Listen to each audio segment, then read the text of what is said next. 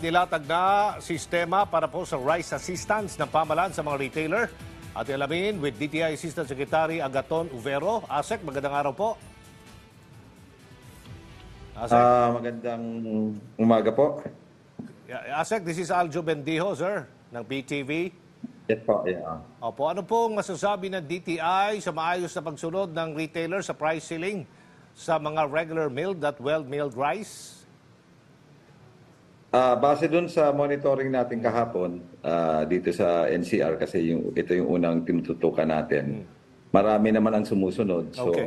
ang tutok ng DTI ngayon info dissemination, monitoring, tsaka yung validation ng mga listahan ng mga retailers na hindi bababa na mga siguro 25,000 retailers sa Metro Manila lang para makatanggap ng financial aid assistance sa DSWD. So doon tayo nakatutok ngayon sa trabahong yon. Medyo bago lang yung executive order at kailangan paliwanag ng gusto sa publiko dahil maraming agam-agam tungkol sa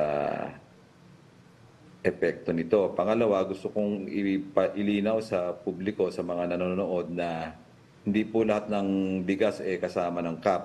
Opo. Kasi maraming pinapakitang sa news na may 50, 60, 70 plus. Tulad yan, may 57. Opo. Marami po dyan sa medyo mahal, mga premium rice. Hindi po kasama sa CAP price po yan.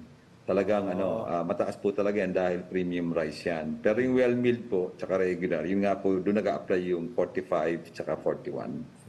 Okay. Na presyo. Paano po natin masisiguro na hindi po nadadaya o dinadaya ng ilan nating mga kababayan, mga tindero, na imbes na yan ay regular, gagawin nilang well-milled, opo, ganun.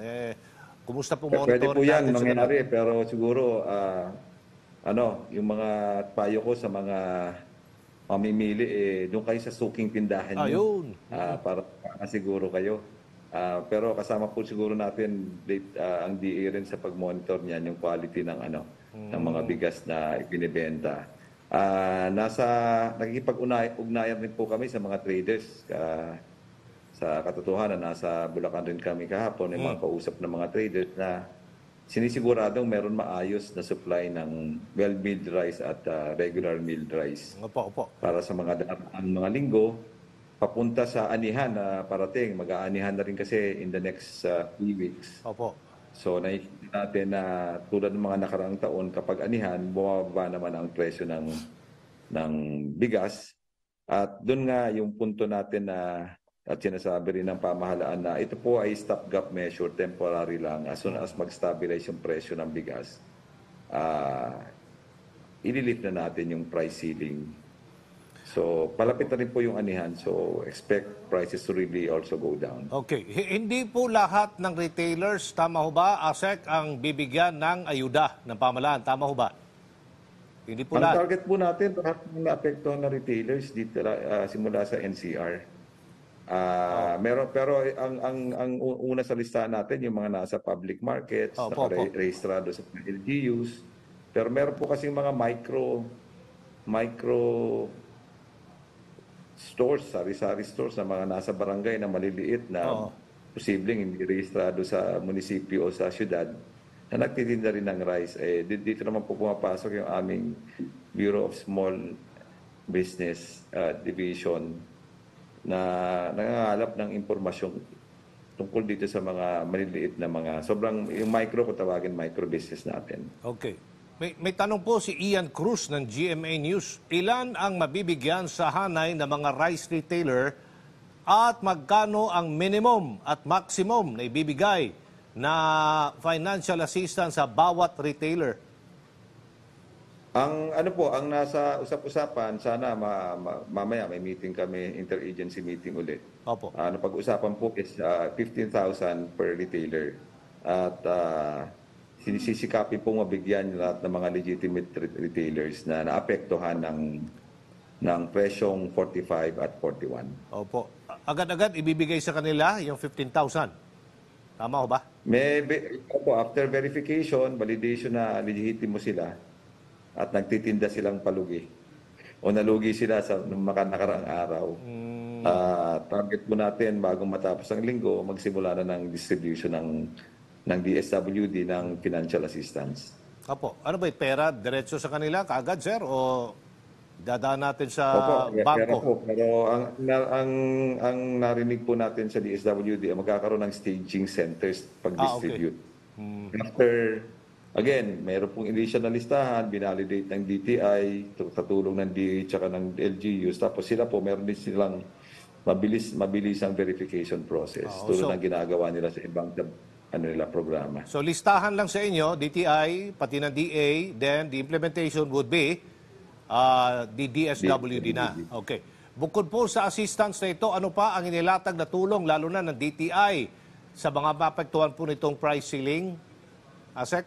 Katuwang po natin dito yung MMDA, DILG at LGU. Dito po sa Metro Manila, nagbigay na po ng mga assistance, yung magbibigay na o nagbigay na yung ibang mga LGUs tulad ng libreng sambuan na rental sa mga public markets para sa mga nagtitinda ng bigas.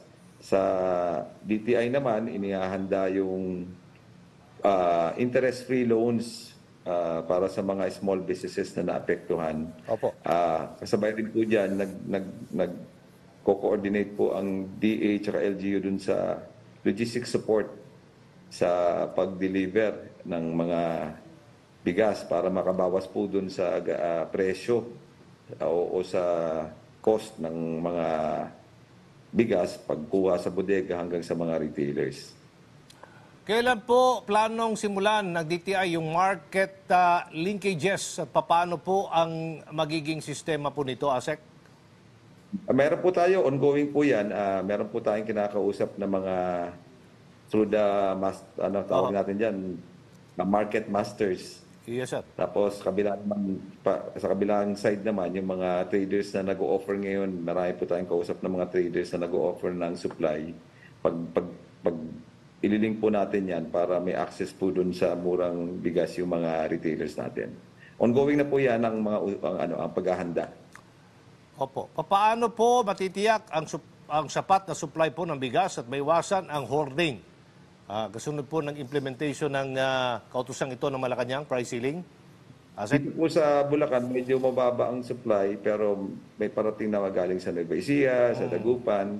Kasi nga, sunod-sunod yung baha at yung maraming LGUs namili at nabigay ng mga bigas.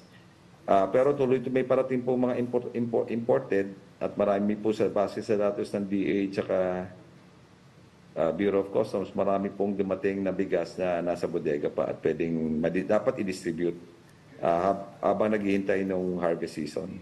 Hindi po kulang yung supply, meron pong supply. Mensahe na lang, sir, at paalala sa ating pong mga kababayan. Go ahead. Yun po, unang-una, wag pong malito, hindi po lahat ng bigas covered ng price cap. Pangalawa, sa mga retailers naman, tulong-tulong tayo within the week.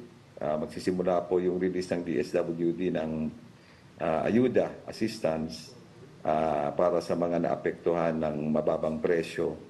At hindi po ito pangmatagalan.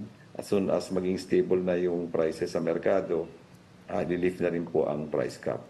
At papasok na rin po kasi ang harvest season.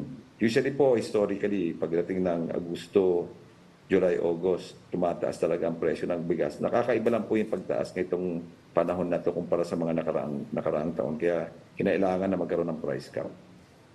Thank you, DTI Assistant Secretary Agaton Uvero. Ingat po, sir. Salamat po.